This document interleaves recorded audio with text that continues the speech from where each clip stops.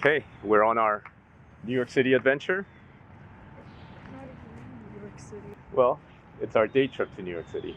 And on our way, we're in Menlo Park, I believe. Lai and I took a day trip to New York. On the way up, there was a public sculpture I've always wanted to see. It's listed on the Weird New Jersey website as downright bizarre roadside attractions. The title of the sculpture is Light Dispelling Darkness by an artist, Waylande Gregory, in 1937, and was funded by Franklin Roosevelt's WPA during the Depression. It's a pretty weird statue. Look, see what it's holding? It's a scythe. Uh-huh. Look, there's the hand, and look, come over here. See? Oh, There's the blade. And then there's a horse. those are like the good of the world on top, but then on like these sculptures down there are the evils. Also, the people on horses represent the four horsemen. Okay, the good in society is science, labor, industry, and world peace. Well, I mean, that's the stuff carved on top. Right, so science, labor, industry, world peace. There's three goods in the world. Wow. And then 6 buttresses from the center pillar. Each buttress is dispelling a brilliantly glazed terracotta sculpture representing the evils of society. 4 horsemen. Oh, the four horsemen of the apocalypse come from the New Testament. War, death, war, famine, and pestilence. As well as 2 additional, which is greed and materialism. Lahi, greed and materialism. No more home goods. Naked homeless blonde guy. Alright, so do we see the 3 good things? Yeah, okay. There's the belly rub. I don't know, books. Belly rub, yeah. Rubbing your belly with books. Oh, look, this one is another. It's got like a gas mask. Yeah, it's got the Greek helmet, and then it's got a gas mask, and then there's pestilence. Okay, so there's science, there's industry, and what's the other good one? Oh, that's science and that's industry. See the hammer? Yeah. Oh. So do you see the symbolism there? You got, oh, there it is, a farmer. Look, he's got little, wheat. It's got the hammer, and then it's a flying ship, which was the future at that time. Nice big train station. We took the train from the Metro Park station, which is close to Menlo Park, where Thomas Edison had his lab. We'll leave that for a future day trip. New Jersey Transit takes us right into the heart of Manhattan to Penn Station. It's a 15-minute walk to where we were headed, Hudson Yards. What's exciting about New York City is that every time you walk through the city, there is something new that wasn't there before. So when I looked up the stainless statue later on, I found that this was just installed this year in 2023. I thought it was Thomas Jefferson. It's called Adam and Eve by a sculptor, Charles Ray, and depicts the original sinners, Adam and Eve, in their old age. So West 31st Street stops at 10th Avenue at a T intersection created by Hudson Yards.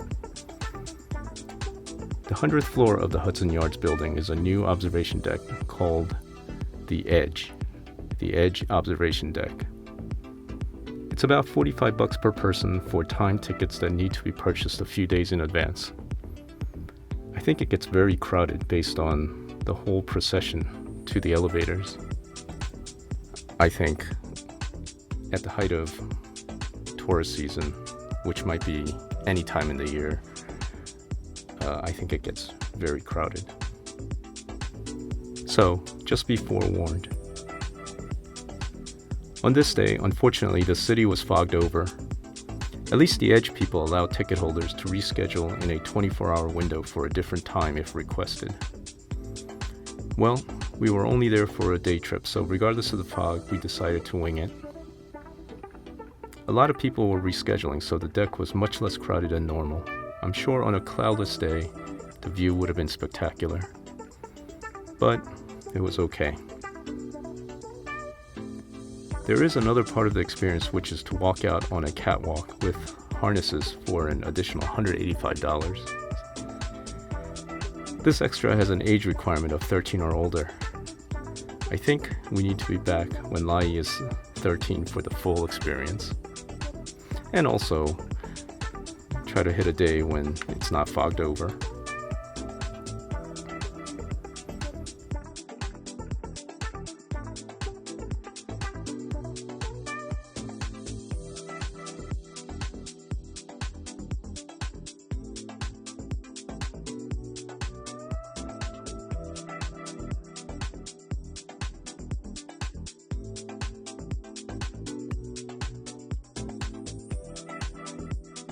There is a small skating rink area where you can rent special skates to skate on a plastic surface. Of course, it's not the same as skating on ice, but Lai said she eventually got used to the added friction. I think on a non-foggy day, the views out the 100-story floor-to-ceiling windows would have been spectacular. Of all things, this was pretty affordable at $10 for 30 minutes of skate time, which includes the skate rental. After the Edge observation deck, we headed a few blocks to West 27th and about 6th Avenue to the Oscar Wilde Bar and Restaurant. They don't serve any food till 4 p.m. on weekdays, but you can enjoy the ambiance from 2 p.m. on. We got there right at 2 p.m. when the bar opened. The entire Victorian-themed Christmas decorations covers almost every inch of the walls and ceiling with giant polar bears and rabbits.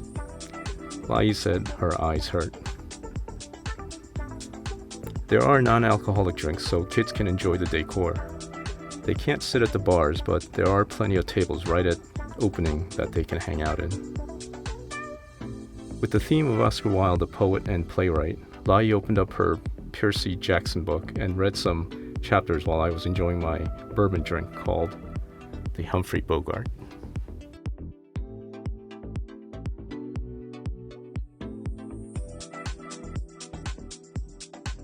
We made a stop at Macy's flagship store, Macy's Herald Square.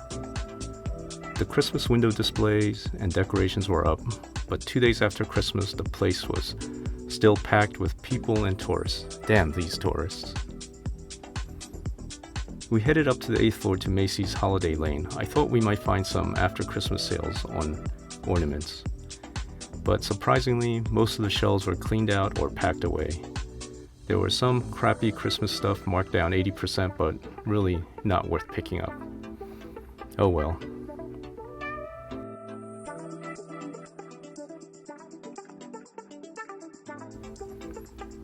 One thing we found interesting, we took the escalators up to the 8th floor. After about the 6th floor, the escalators were the older wooden escalators installed in the 30s. They creak and jostle, but imagine standing on 100-year-old escalators. The handrails are new, and I read the mechanical equipment has been updated with safety features, but you can stand on the hardwood treads and run your hands along the well-worn wooden sidewalls. Well, that ended our day trip to New York City. Back to Penn Station, Metro Park, and then Philly, where we live.